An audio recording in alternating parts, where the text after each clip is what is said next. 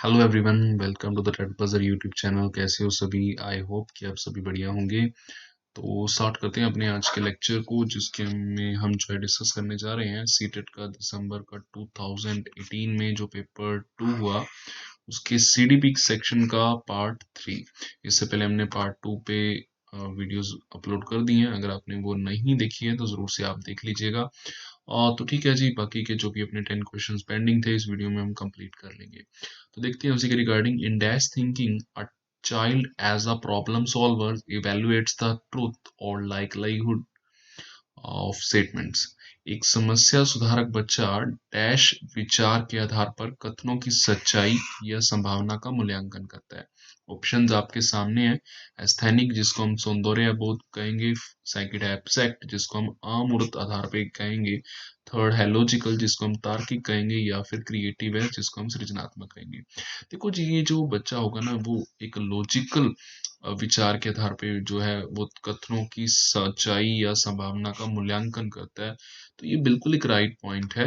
वो लॉजिक्स लगा रहा है जी, वहां पे एक लॉजिकल थिंकिंग ही आप जो है देख पाएंगे। क्योंकि जो बच्चा है वो प्रॉब्लम सॉल्वर है एंड इवेल्युएट कर रहा है वो ट्रुथ को। एंड जो भी अपने को क्लियर हो रहा था कि वो जो संभावना का मूल्यांकन भी करता है, तो वो बिल्कुल यहाँ पे ही देखने को मिलने वाला है। क्रिएटिव में भी ऐसा नहीं होगा। एब्स्ट्रैक्ट की तो बात हमने पिछली वीडियो में भी की थी कि वहां पे तो बात हो रही होगी कुछ ना कुछ चिन्हों की, सिंबल्स की, कुछ ना कुछ प्रतीकों की, तो वो सब तो यहाँ पे आ नहीं रहा। एस्थेनिक तो वैसे भी कुछ वो मोरालिटी वाली साइड पे भी नहीं जा रहा और सौंदर्य बोध वाली साइड पे भी कुछ ऐसा नहीं जाया जा रहा। तो वो तो बिल्कुल एक रॉन्ग ऑप्शन रहेगा। फिर क्रिएटिव तो वैसे भी एक हर बार न्यू करने के लिए, फ्लेक्सिबिलिटी के साथ कुछ ना कुछ करने के लिए आगे बढ़ता है, तो वो सब यहाँ पे नहीं है।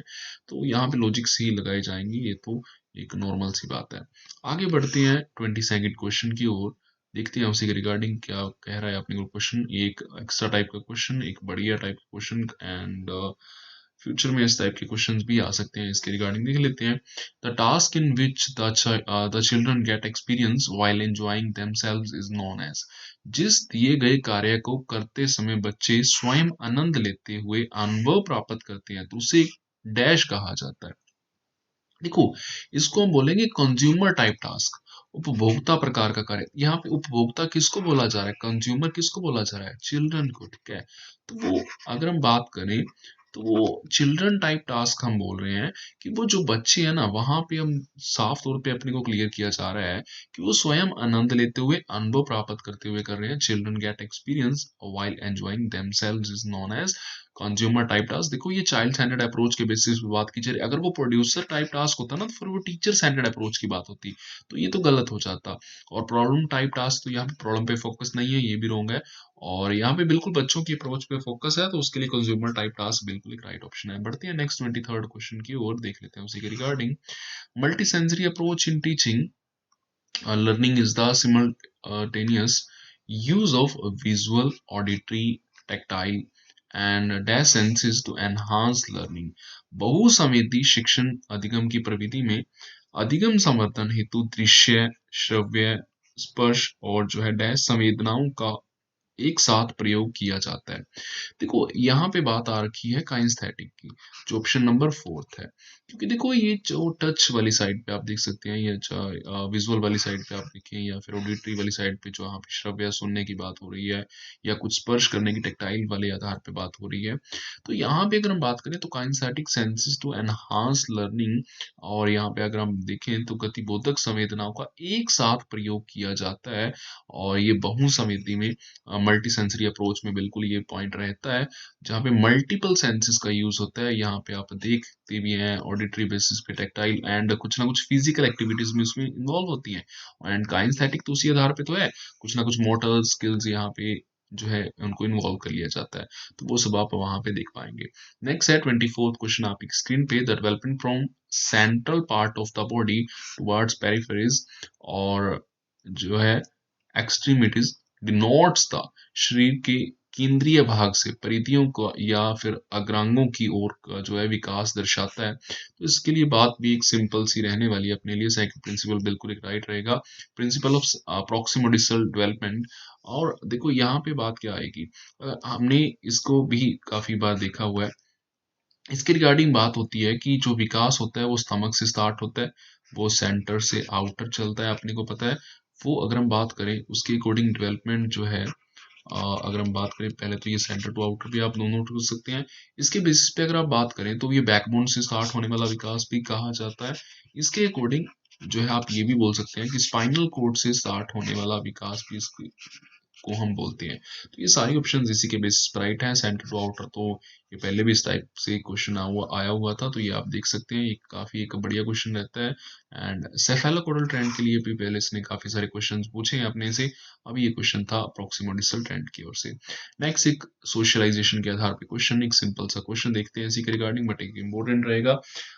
School is an institution of socialisation of children where, school बच्चों के समाजीकरण की एक ऐसी संस्था है जहां पर क्या बात की जा रही है कि school routine occupies the central position. नहीं, स्कूल एक जो है ना, यहाँ पे अगर हम बात करें कि प्रमुख स्थान स्कूल की दिनचर्या का होता है, नहीं ये तो रॉन्ग है।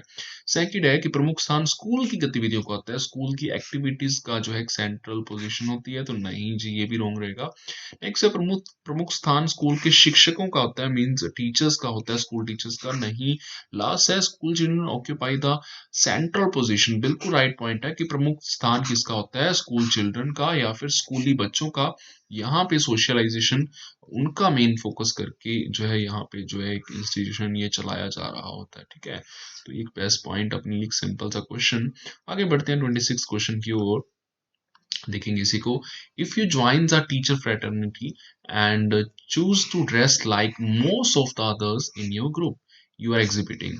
जब आप एक शिक्षक समूह से जुड़ जाते हैं और अपने समूह के अन्य शिक्षकों, अन्य जो लोगों की जो है ही तरह पोशाक धारण करने लगते हैं, तो आप प्रदर्शन कर रहे होते हैं, तो किस बात का। देखिए इसके लिए ऑप्शन ना बिल्कुल एक राइट रहने वाला है, थर्ड का कंफर्मिटी या समूह की अनुरूपता का। देखो जैसे समूह के मेंबर्स करेंगे ना, आप उन्हीं के अनुरूप करेंगे, मीन्स आप कंफर्म करने वाले हैं उसी चीज को। कंफर्मिटी यही देखने को मिलेगा, आप उन्हीं की अनुरूपता के आधार पे वो सब करने वाले हैं। अगर उनके उन्होंने जो ड्रेस पहनी हुई है, जो पोशाक उन्होंने धारण की हुई है, वही आप अगर करेंगे, वो सब जो है आप कर रहे हैं, तो कंफर्मिटी का करेंगे। ओबीडियंस तो यहाँ पे होगा नहीं, क्योंकि देखो जस्ट जो लोग वो कर रहे हैं उसी के बेसिस पे आप कर रहे हैं, आप भी प्रदर्शन वैसे ही कर रहे हैं, तो आप उसी समूह के, जिस समूह के मीन्स आप मीन्स जो टीचर्स फ्रेटर्निटी के जो आप मेंबर बन चुके हैं जहाँ पे जाके, तो आप उन्हीं के फिर जो है प्रॉपर जो है समूह में आप उन्हीं बातों को कंफर्म करेंगे, प्रॉपर उसी का अनुरूप व्यवहार भी अपना लेंगे, तो सब पोशाक वगैरह आप उसी के बेसिस पे पहनेंगे। ठीक है, बढ़ते हैं नेक्स्ट 27th क्वेश्चन की ओर। The concept of object permanence is attained during, अभी फोकस कीजिएगा कि किस स्टेज के ड्यूरिंग ये ग्रहण किया जाता है। जो ये अगर हम बात करें कि वस्तु के स्थायित्व की अवधारणा प्याजे के विकास के डैश चरण में प्राप्त हो जाती है, ठीक है। तो अभी देखो यहाँ पे ना अगर हम बात करें तो ये थोड़ा सा हिंदी में कुछ एक अलग बेसिस पे पॉइंट रखा गया है, और इंग्लिश में एक अलग बेसिस पे। इंग्लिश वालों को ही उन्होंने प्रेफर करना था, और हर बात यही करते हैं कि हम इंग्लिश वालों को प्रेफर करते हैं। एंड इंग्लिश के बेसिस पे आप खुद देख सकते हैं कि अटेन्ड ड्यूरिंग पूछा है कि किस एज की जो है ये दौरान ये ग्रहण किया जाता है मेनली, तो ये इसके इस बेसिस पे आंसर रहेगा सेंसरी मोटर स्टेज। अगर हम बात करें कि ये डेवलप्ड स्टेट में जो है बात की जाती है कि जिसमें ये विकसित हो जाता है, देन आंसर रहने वाला था प्री ऑपरेशनल स्टेज। अभी ड्यूरिंग की बात की जा रही है, मींस अटेन्ड ड्यूरिंग, तो उसके बेसिस पे आंसर जो है आंसर रहेगा सेंसरी मोटर स्टेज। इसी के बेसिस पे आप जो है देख सकते हैं कि जो एक बेस्ट आंसर। आगे बढ़ते हैं नेक्स्ट 28th क्वेश्चन की ओर। Individualised education programme is planned from the perspective of, ठीक है, इसके बेसिस पे हम बात करेंगे। जो व्यक्तिगत शिक्षा कार्यक्रम की योजना डैश के संदर्भ में जो है बनाई जाती है, इसके बेसिस पे आपने आंसर करना है। तो इसके लिए एक सिंपल सा आंसर, इंडिविजुअलाइज एजुकेशन प्रोग्राम के लिए क्या एक अप्रोच मेन होगी, तो वो चाइल्ड सेंटर्ड एजुकेशन प्रोग्राम जो है यहाँ पे एक बेस्ट रहेगा, जिसको हम बाल केंद्रित शिक्षा कार्यक्रम के नेम से ध्यान में रख लेंगे। नेक्स्ट बढ़ते हैं 29th क्वेश्चन की ओर। Between dash months of age most children begin to combine words into short sentences while speaking। Dash महीने की आयु के बच्चे जो है, अधिकांश बच्चे शब्दों को मिलाकर छोटे छोटे वाक्यों में बोलना शुरू कर देते हैं। आप जानती हैं कुछ कुछ वर्ड्स को कंबाइन करेंगे एंड छोटे छोटे सेंटेंसेस बनाएंगे वो बच्चे, तो ये बच्चे करने लग जाते हैं 18 से 24 मंथ्स तक के बच्चे, और 1 ईयर तक का जो बच्चा हम सेमी वर्बल स्टेट में ज़्यादा देखते हैं कि वो बच्चा जैसे कि हाफ सी साउंड प्रोनाउंस करता हुआ पाया जाता है, दा, दा, दा, मा, मा, मा। तो वो ऐसी साउंड्स को प्रोनाउंस करता हुआ देखा जाता है।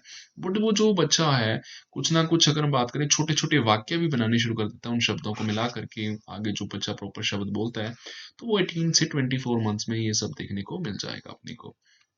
आगे बढ़ते हैं नेक्स्ट लास्ट क्वेश्चन की ओर, और इसके साथ ही अपना ये पेपर भी डिस्कस हो जाएगा।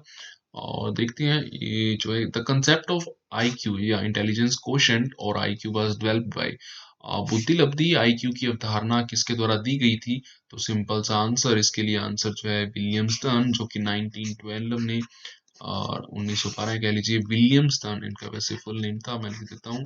तो विलियम स्टर्न द्वारा ये अवधारणा का जो है प्रयोग किया गया था। एंड अगर फॉर्मूला की बात आ जाए, आईक्यू का फॉर्मूला, देन उसके लिए आंसर रहने वाला है टर्मन, उसको आप देख सकते हैं। ठीक है जी, ये रहे अपनी नेक्स्ट 10 क्वेश्चन। इसी के साथ जो है पेपर के जो है 2000 पेपर की जो है डिस्कशन भी अपनी जो है कंप्लीट होती है, जो सीडीबी के सेक्शन की। बाकी जो है अपनी बाकी की सीटेट के पेंडिंग पेपर्स, उसको भी हम जो है फ्यूचर में इसी तरह से डिस्कस कर लेंगे। तो इसीलिए आप जो है अभी तक आपने चैनल को सब्सक्राइब नहीं किया है तो जरूर से कर लीजिएगा।